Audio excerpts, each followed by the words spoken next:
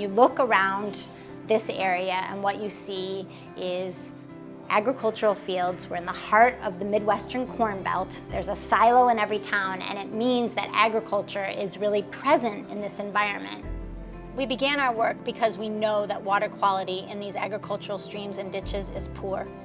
Nutrients and sediments get washed from fields into waterways, and then they move downstream. Close to home, that runoff threatens the freshwater mussels that are now endangered in the Tippecanoe River, and they're hanging on by a thread. But way downstream in the Gulf of Mexico, a dead zone forms every summer caused by that same runoff from here in the headwaters. We needed to find conservation practices that worked here that can improve water quality leaving farm fields. We had to think about how agriculture and freshwater meet, where they meet and how they can partner instead of working against each other. Just going and knocking on someone's door is not the right approach, and we really needed sort of someone to help broker that relationship. We're working with the farmers in this area to bring them on board because we recognize them as a really valuable partner in this whole process. You know, we're not the Soil and Water District, we're not the county surveyor, Right. We're not the Natural Resource Conservation Service.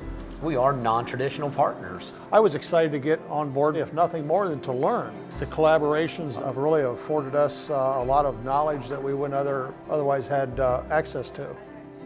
In thinking about the partnership that we've developed with the farmers, the Conservation District, the Nature Conservancy, and Notre Dame, the one thing that I would say is that we're all equal partners at the table.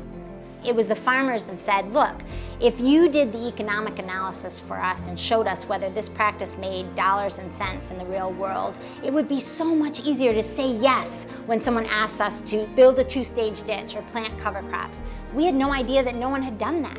And so here was this new direction our research was going, and it was simply because someone told us, we don't have the answers to this. And I feel with Jen's testing of the water, we kind of have an idea of what's going on out there. And then obviously when she implemented the cover crops into their protocol, it was very evident that we weren't doing the correct thing with just no-till and the manures, that we needed that cover crop as a vehicle or as a mechanism to hang on to those nutrients. I teach my students to be good stewards of that relationship that we're taking forward. We're on their land, we're taking water samples draining from their fields, and the point is we are the partner, not the enemy. I feel that everything that Notre Dame has accomplished on our farm, there again leads us to the next level in conservation. We've been really pleased with how accepting the farmers are of this project, and now they're coming to us and saying, what do we do next? The last 3 years in the Chateau Ditch watershed have shown us some incredible results. We're at 60% plus coverage of cover crop planting at the watershed scale, which has never been done before, whereas it's about 13% average in the state. And we're seeing 30, 40, 50% declines in nutrient loss from these fields.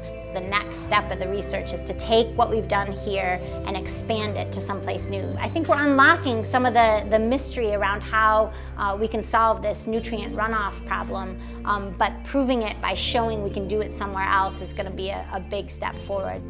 If it can somehow be good science, but at the same time serve society, then we're really making a difference in a different way.